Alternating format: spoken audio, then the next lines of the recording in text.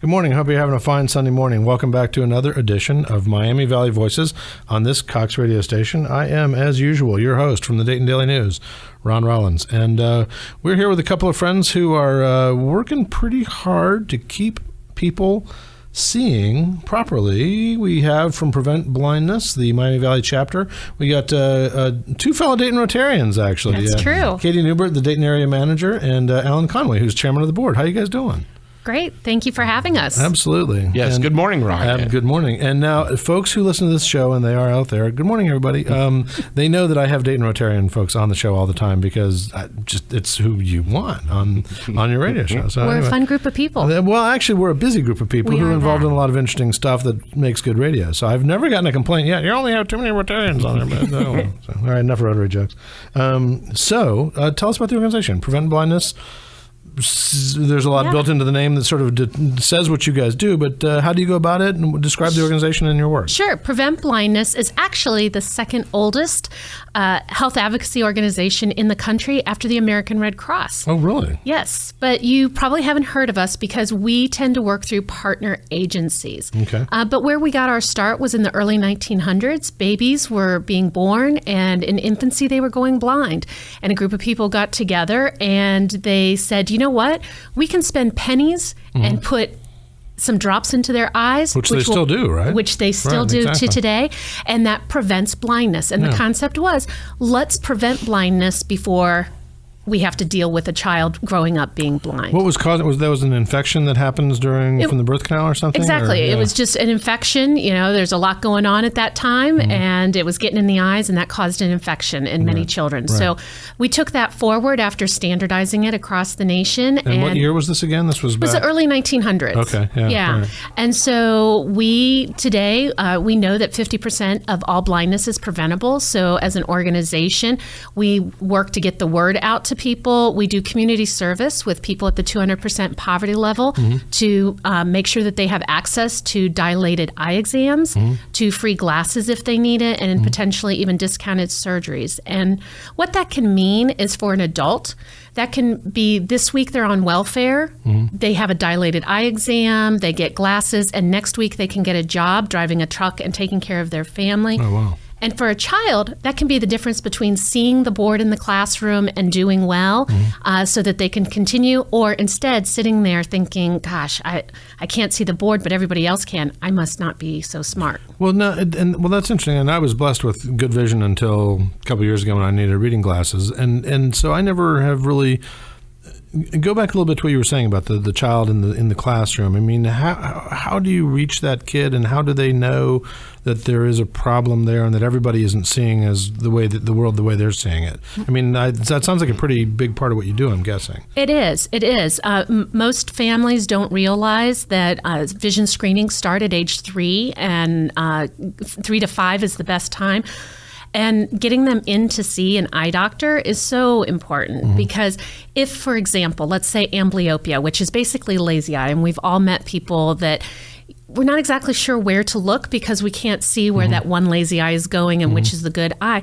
Well, that's because it wasn't caught when they were 3 and 5 years old. If you catch if you discover it, detect it when they're 3 to 5 years old, you simply patch it, and there's some things that the eye doctor can work with your child to take care of that eye. And then by the time they're 9, 12 years old, most times that is cured, and they don't have any lifelong blindness issues due to amblyopia. And that's with amblyopia, that's not a vision thing so much as it's the muscles in the eye socket, right? So you're training the eye to basically focus front. Exactly. There's one strong eye and one weak eye, and your brain, the child's brain starts to focus on just the strong eye. Okay. And so the patch actually balances it out. Okay. And so that can make all the difference. And so we, like I mentioned, 50% of all blindness is preventable. So let's take care of these kids when they're 3, 4, 5 years old so that they don't have amblyopia and lazy eye when they're 50. Well, and the other piece of that is is that we offer free screening for these youth, so we can catch it, and it doesn't cost the parents anything. Just get it done because it's so important. And we do the same thing with adults as well. So, if you go to one of our screening, we do the testing, and if you fall within a certain range, you're automatically qualified to get the help at no charge. So, we're trying to do everything we can to help people either retain or improve their eyesight. And there's a tremendous cost associated when it's not taken care of. And what we want to do is reduce that number. The number is pretty huge, isn't it? It is. And so let's just take Montgomery County for an example.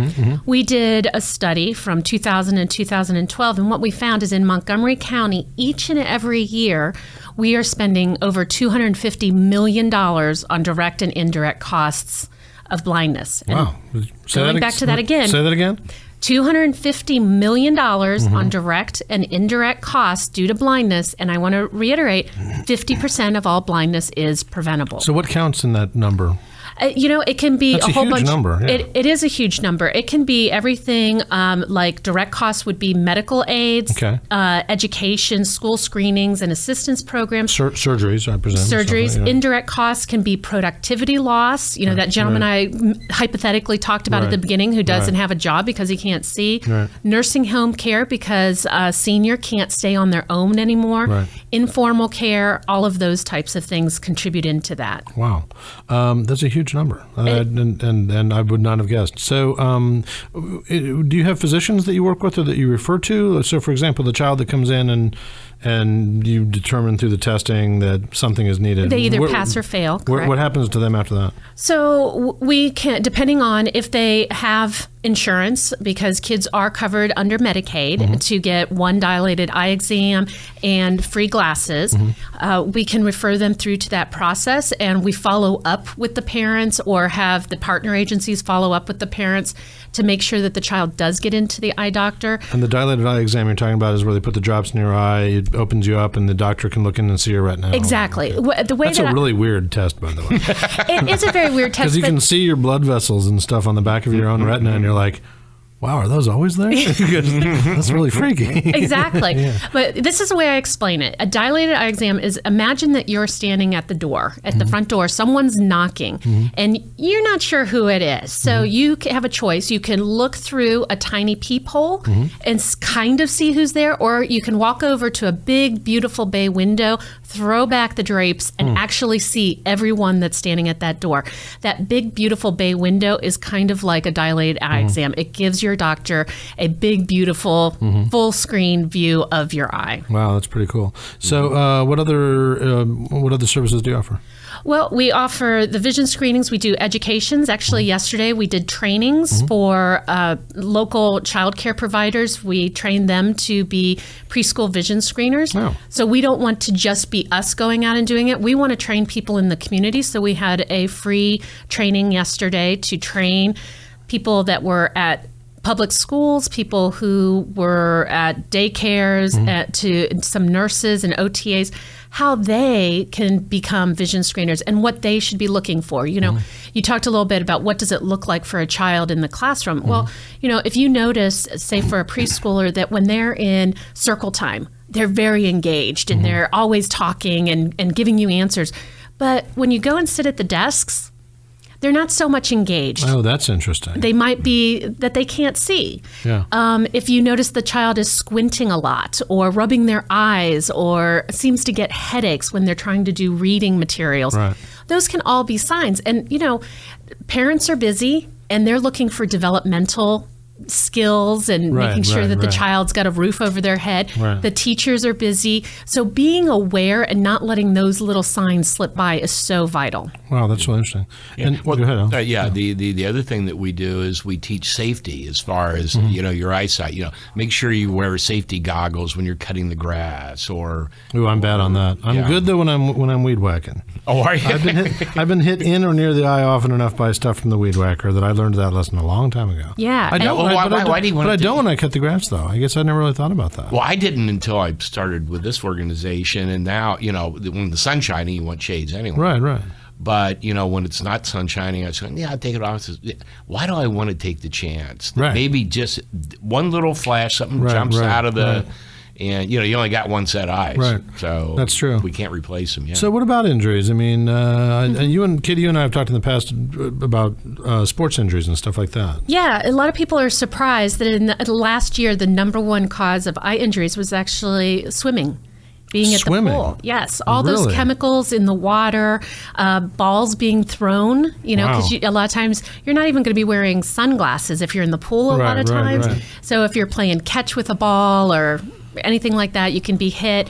Are pool those Nerfs. Are pool chemicals that damaging to They eyesight? can be, yeah. Okay, I didn't know that. And, sometimes people, like if they're wearing contacts, they'll keep their contacts in and then get in the water too. Yeah. Another big concern is like basketball. That's a huge cause of injury because kids are not wearing their safety goggles, the appropriate goggles for the sport. There's no helmet that keeps the elbow out of the eye, right? Right, yeah. So I love seeing these professionals when they're out there that they're actually wearing those face guards, that protects their noses and their eyes, because I think that's a great example to I just think those are to intimidate the other guys on the other team. Well, you got to do what you got to do. They look scary. It's kind of like the Jason hockey mask, Yeah. But I guess you're right. I hadn't really thought about that. I mean, people tend to think of other kinds of injuries with basketball, like hamstrings and stuff on middle-aged guys in the driveway, and I've known like 8 guys who've had that happen, but the vision makes complete sense because there is no protection there. And, like Alan was saying, we get one pair, no spare. And something that we don't think about Good slogan. is that Halloween.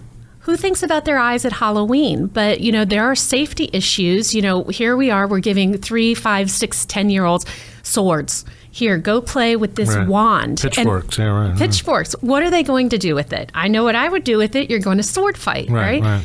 And so someone can get that in the eye. Or if you've got a mask that covers your child's face and they're walking around it and they can't see the sidewalk. They can't see the stairs as they're going out in the dark.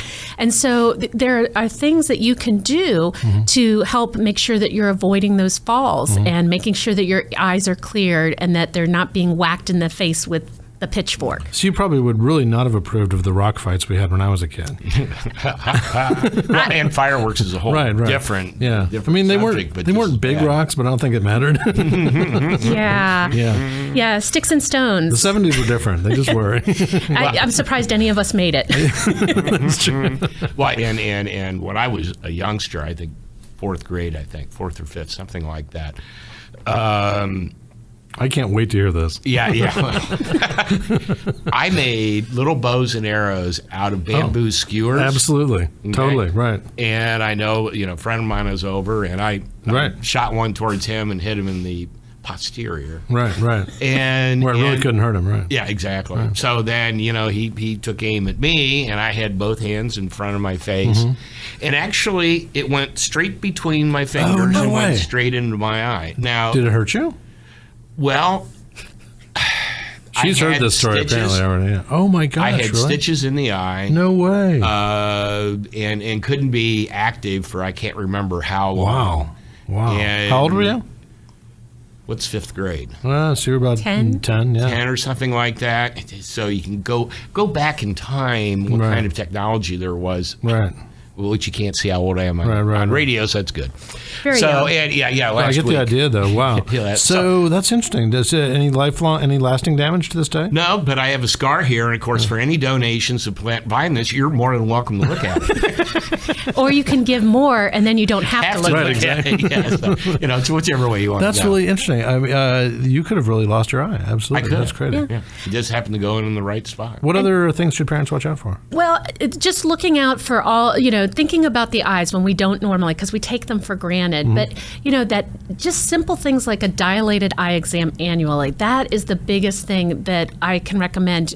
We did a study from 2000 to 2012, and we're kind of moving forward to adults here. And the thing that we found is that all the aging eye diseases are increasing in numbers. So people are lasting longer. Right. And there's more of them, the baby boomers. Right. But there's also other contributing factors. But we found that 25% increase in age-related macular degeneration, and that's where basically you get a black spot in front of your eyes that never really moves. Right. 13% increase in cataracts, which is kind of that film over your eyes. Now, is that because of an actual increase in the disease, or because people are living longer, or because better detection, all those things together? All of those things a little bit, but a big part of it is, like you said, the baby boomers. Yeah. The one that's increasing that I think is not necessarily related to that is diabetic retinopathy, which is related to diabetes. Right. And that was a 31% increase. And unfortunately, as diabetes is becoming epidemic in this country, diabetic retinopathy is also growing. There's pretty much that after about 20 years from when you're diagnosed with diabetes, diabetic retinopathy has its onset. Wow. And that is like, it almost can look like you're walking through a snowstorm. Wow. And the big concern about that is that diabetic retinopathy, of all of the aging eye diseases, comes on the earliest, generally when people are during their working ages. So for instance, if you think of a child being diagnosed, say at age 10, Right. add on 20 years, well, at that point, that's when they should be starting their most productive time. Right, exactly. And if blindness is holding them back, it's a big issue. And is an issue for childhood versus type 2 diabetes? It's a issue across the board if you have diabetes. Wow. You're at increased risk. I did not know that. In case you're just joining us, we should tell you, you're listening to Miami Valley Voices. I'm your host, Ron Rollins. We are here with Allyn Conway, the board chair, and Katie Neubert, the Dayton area manager for the Miami Valley chapter of Prevent Blindness. And we're talking about how to keep your eyesight strong. Which is what the organization does. I've had a couple of friends, and this I think is something that strikes in your 60s or older, with the detached retina, which seems, based on their experience, to be easily treatable if it's caught like really fast. That's the key to everything. Is that okay? Yeah. Talk about that disease. What causes it? I mean, is it as common as I think? Like, so I have like 4 or 5 friends who've had it, which once it's repaired, you have to lay flat with your face down like for a week. Right. I guess they put an air bubble in your eye to hold the retina back in place, right? Okay, yeah. Well, first thing I always tell everyone is I am not a doctor, so well, sure, I can't. I don't mean it. No, I just darn it. But you play one on the radio. Exactly.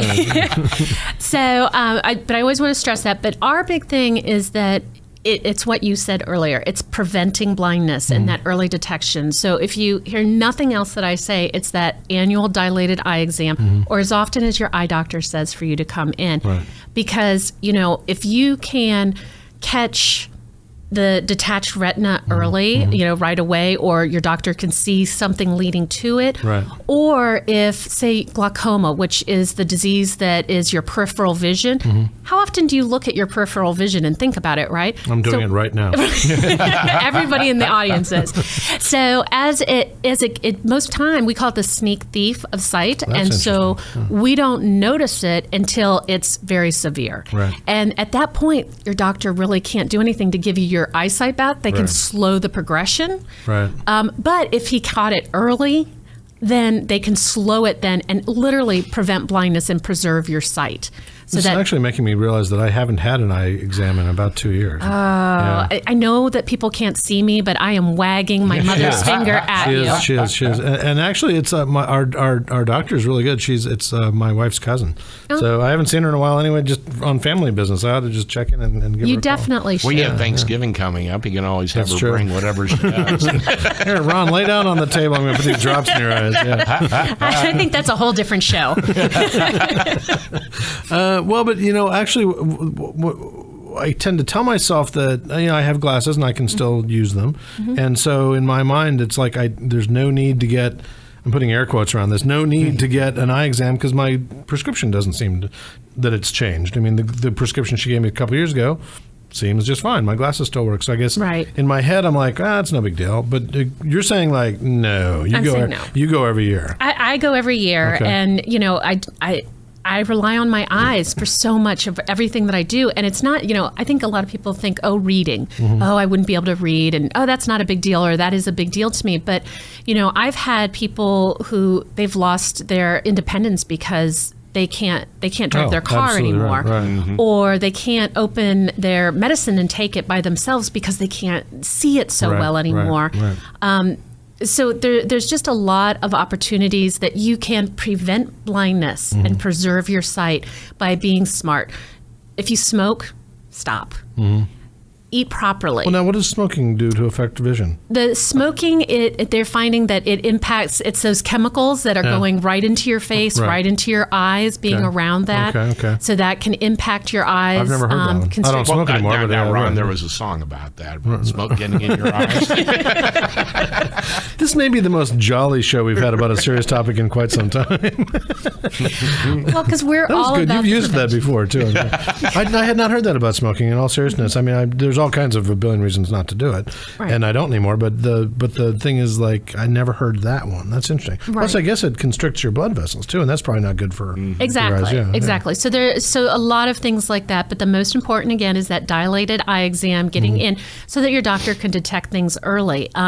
The Center for Disease Control, they actually just put out a report. They have recommended that states include fall reduction interventions as well as improved methods of vision impairment prevention. So explain a little bit. So what that means is this was kind of one of those studies where, guess what? If you can't see very well, if you can't see very well, then you're going to have more falls, right? Exactly. But what this does is this gives us the data that we needed. So what they found is that if they looked at people who were 65 and older and they did not have a severe vision impairment, no cataracts, no glaucoma, things like that, in the last year, 26% said that they had fallen. When you included a severe vision impairment on that, it jumped to 51%. Wow. Yeah, and the reason that is so important is because they find with that group, falls among older adults are common and cause serious injuries, disabilities, and even premature death. Oh, yeah. I mean, the hip goes, and it's like, mom is 80 with a broken hip, and that's like the beginning of the decline, right? It is. It is, exactly. So again, that comes back to let's do the prevention. Let's be in there making sure that we're doing everything we can ahead of time to preserve our sight. Wow. Well, and the other thing, talking about our parents, things, especially people at our age, that whole thing's starting to turn around now. Our parents used to take care of us. Right. Now we have to take care of them. Right. And, how many of us say, hey, when's the last time you went to the eye doctor, Mom? Well, that's actually funny because my mom is having glaucoma surgery next week on one eye and last week on the other eye. And so I hadn't really thought about it. I had no sense of her.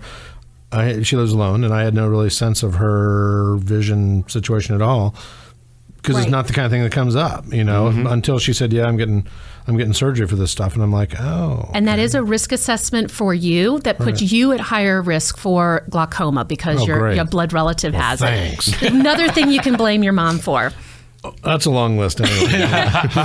But if you want to think about it, if you take your fist, and this is a visual, but you can kind of work along with me, and you put it in front of your eye, and then keep it static, almost like it's as you move your head, moving back and forth with your head. That's kind of what glaucoma.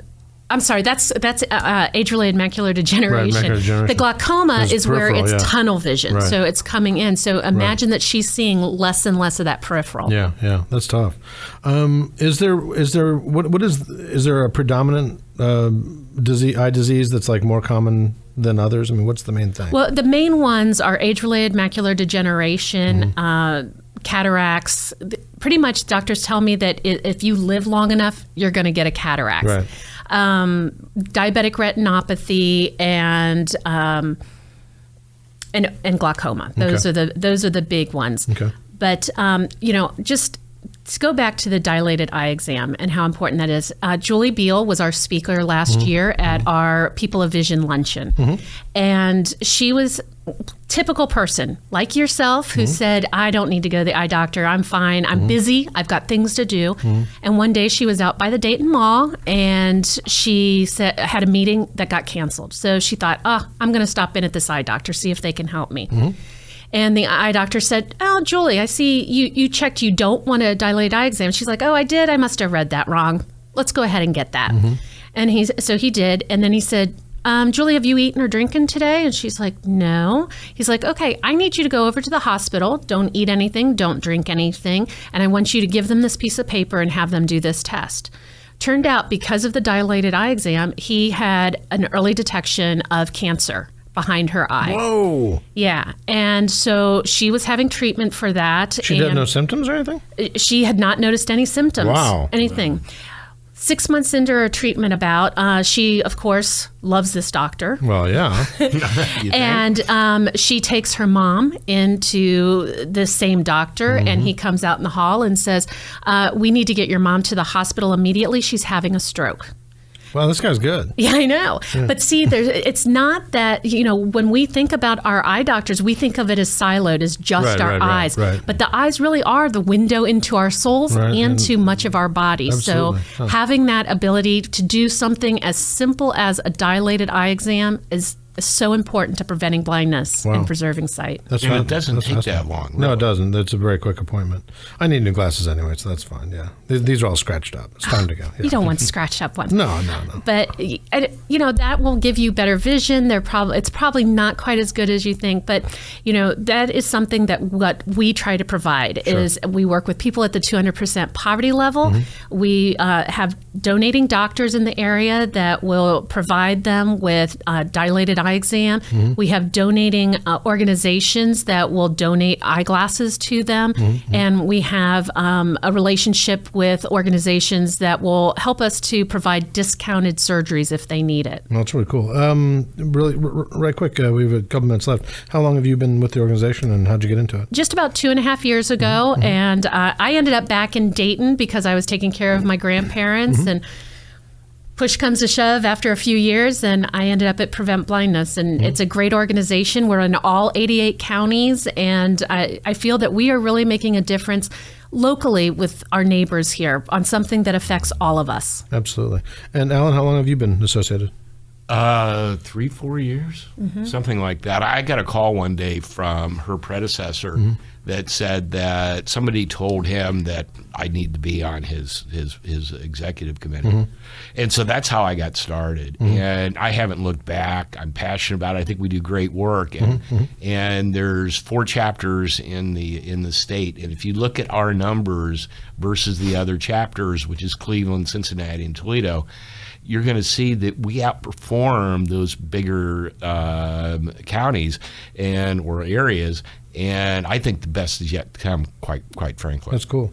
Well, about a minute left. How can people find out more? What's your website? Where can they call? Yeah, the best way is we have pbohio.org